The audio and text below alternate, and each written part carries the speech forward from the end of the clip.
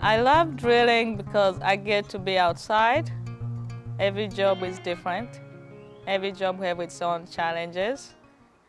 I get to learn a lot, and I can say I'm still learning. And then when it comes to drilling, when you start drilling, you have no idea if you're gonna hit water or not. But by the moment you see water splashing out, everyone is happy at that moment. My name is Skola Kihombo. I was born and raised in the village where we didn't have running water in the house. And we had to walk like 3.5 miles to the river to wash our clothes, shower, and carry a bucket of water back home. I lost my dad when I was 13 in 2000 and my mom when I was 15 in 2003. Losing both parents at a young age was not easy. I was still going to school and I really wanted to finish my studies, but I wasn't able to because no one could pay my school fees. One of my siblings, we have same father. She used to live in Arusha. So she came back and asked if I could go live with her to help her with her house, like cleaning and cooking and watching over her baby. So I wanted to help my brother to go to school, and me living with my sister, she wasn't paying, so I wasn't making anything. And I knew I needed to make some money because I didn't want him to go through the same situation I went through. I became a waitress, and because it's a tourist town, so we had more people from Europe, US, and other African countries. These two men came in, and I knew they worked for something to do with water. So I asked what exactly they were doing, and they told me they drill water wells for the villages, and it was missionary work they came to do from America.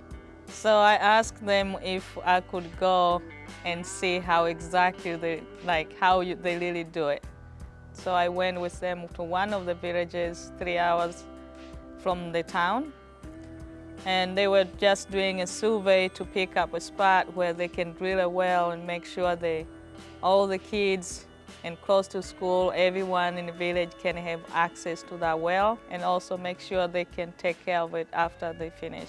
My English wasn't perfect, it's still not perfect, but I helped talking to them. I was excited because it's something I feel like I'm part of that village because that's the life I grew up. And they asked me if I wanted to go to work for them and help them talk to translate. And so I did that. I accepted the job when I went to work for them doing that. I came to America when I was 25, and I stayed in a small town called Ione. It's east side of Lodi. I got a job before I came here, working for a company doing downhole surveys, mostly for ag wells. I got my contract license and business registered in 2016, but I went on my own in 2015. I bought an old van from a company used to do the same downhole surveys in Bakersfield.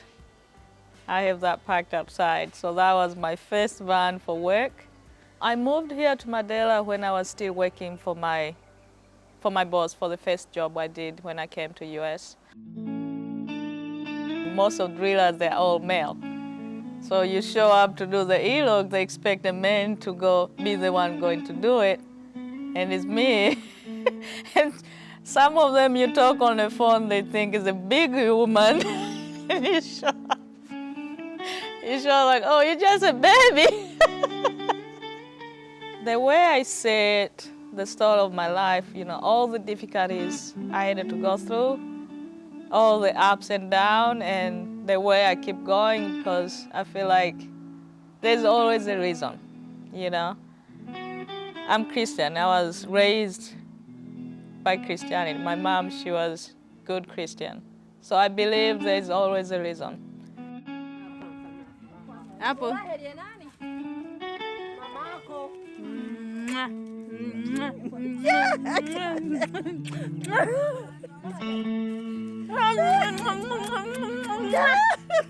Yeah.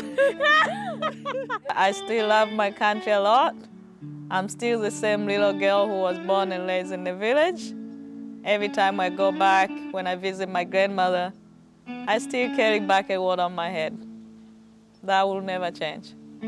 I would like, I hope and pray that will happen, where I can go back home, drill the wells for the villages, and help the kids who are going through the same situation me and my family were to go through.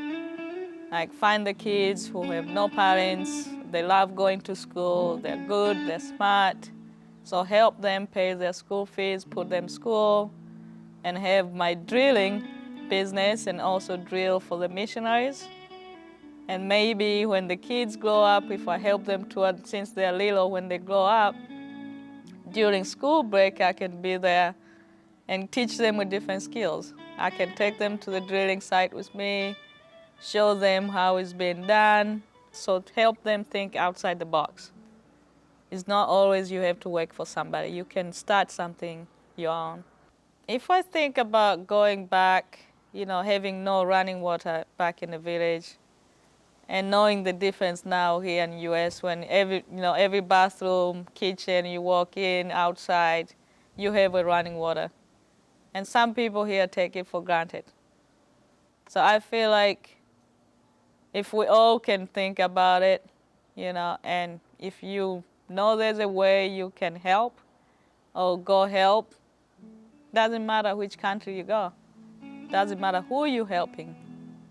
Color, race, country, we're all human. If you can do it, do it.